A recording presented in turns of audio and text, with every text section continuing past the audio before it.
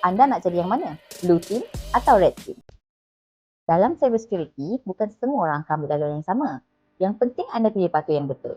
Daripada zero knowledge, anda boleh pilih laluan kerjaya berdasarkan minat. Daripada beginner, terus kepada specialization. Mulakan dengan EC Council Certified Cybersecurity Technician, CC. Ini adalah asas yang paling penting untuk anda faham keseluruhan cybersecurity. Network and Security Fundamentals, Basic Ethical Hacking and Defense, Real Cyber Range and Hands-on Lab, sesuai untuk beginner, fresh graduate dan career switch. Kalau anda minat dengan defensive security, pilih EC Council Certified SOC Analyst CSA. Di sini anda akan monitor security alerts, detect threats and handle incident responses. Ini adalah laluan untuk anda jadi SOC Analyst atau juga dipanggil Blue Team dan sangat diperlukan dalam industri.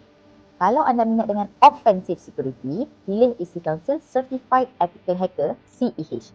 Anda akan belajar cara hacker berfikir, penetration techniques, AI-powered hacking tools. Ini laluan untuk jadi ethical hacker ataupun penetration tester, juga dipanggil sebagai red team. CSA dan CEH ni bukan level intermediate ataupun advanced. Kedua-duanya adalah specialization yang berbeza. CSA untuk defensive, iaitu blue team. CEH untuk offensive, that is red team.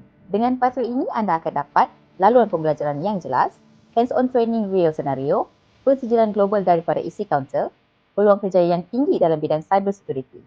Kaedah pembayaran adalah fleksibel, iaitu HRDC claimable course, e-perolehan ataupun self-payment. Dan self-payment juga layak mendapat pelepasan cukai. Cybersecurity memerlukan lebih ramai profesional. Soalannya, anda nak jadi yang mana? Blue team atau red team?